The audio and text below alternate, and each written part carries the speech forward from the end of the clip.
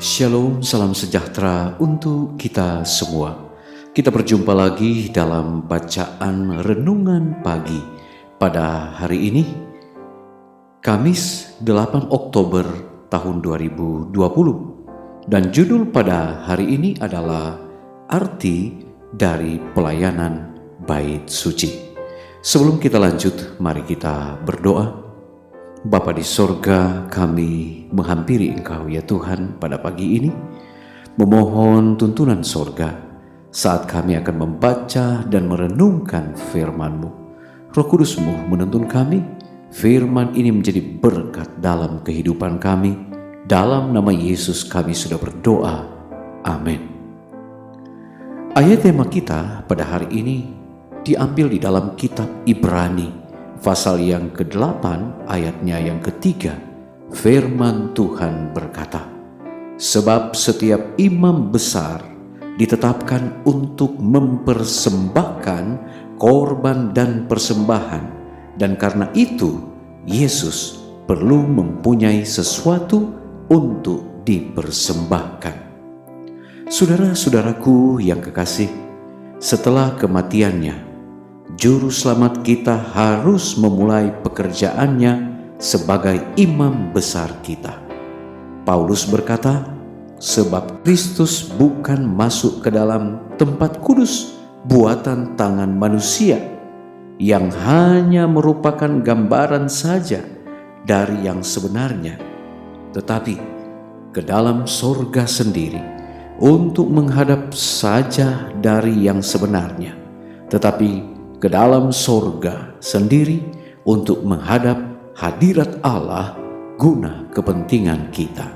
Ibrani 9 ayat 24. Sebagaimana pelayanan Kristus sendiri atas dua bagian besar, masing-masing mengambil satu jangka waktu dan diadakan pada tempat yang berbeda-beda di dalam bait suci sorga.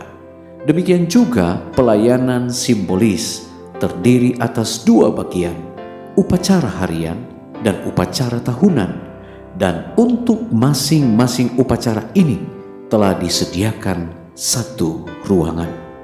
Sebagaimana Kristus pada waktu kenaikannya tampil di hadapan Allah untuk menghadapkan darahnya demi orang percaya yang bertobat, demikian juga imam itu di dalam upacara harian memercikkan darah korban itu di tempat yang suci untuk orang berdosa.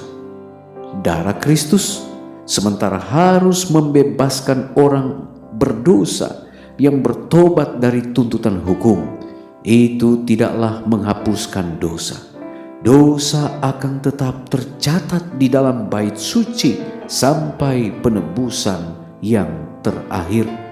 Demikian juga di dalam upacara simbolis, darah korban karena dosa memindahkan dosa dari orang yang bertobat, tetapi itu tetap ada di dalam bait suci sampai kepada hari pendamaian.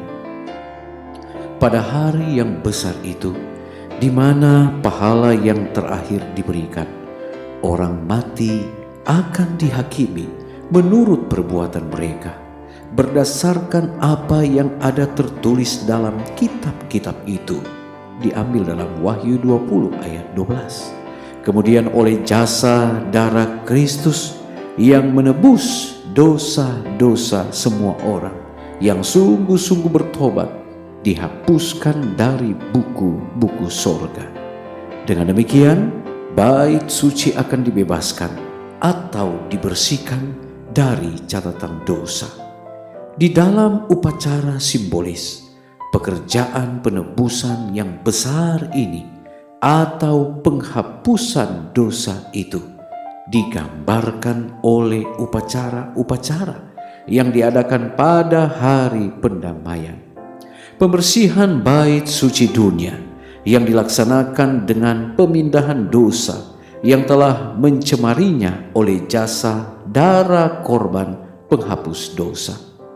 Sebagaimana di dalam penebusan yang terakhir, dosa-dosa orang yang bertobat dengan sungguh-sungguh itu dihapuskan dari catatan sorga. Tidak akan diingat lagi atau terlintas kepada pikiran. Demikian juga di dalam upacara simbolis, dosa-dosa itu dibuang ke gurun, terpisah dari perhimpunan itu untuk selama-lamanya.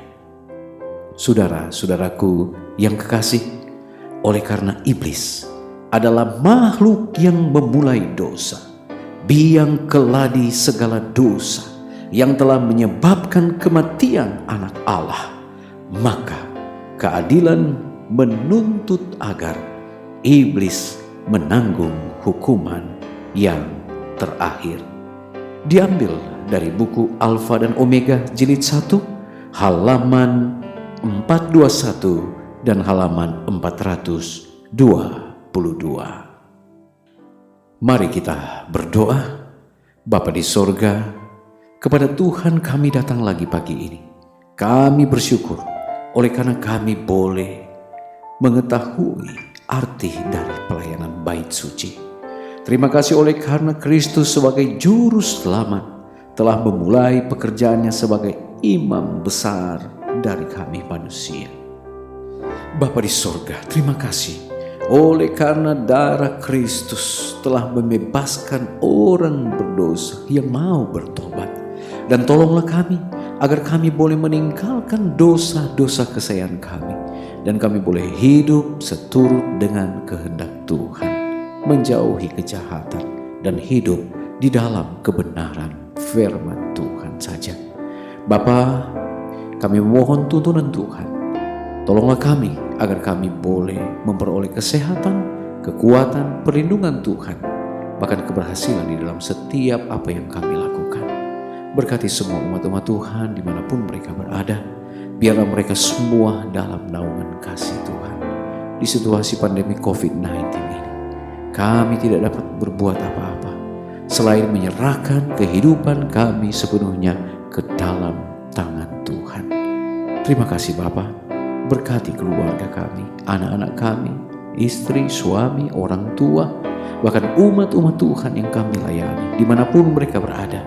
Biarlah mereka semua ada dalam naungan kasih Tuhan. Terima kasih Engkau mendengar doa kami. Ampuni dosa dan kesalahan kami. Dalam nama Yesus kami sudah berdoa. Amin. Puji Tuhan, pertemuan kita saat ini telah selesai dan kita akan jumpa lagi pada besok hari. Tuhan memberkati kita semua. Shalom.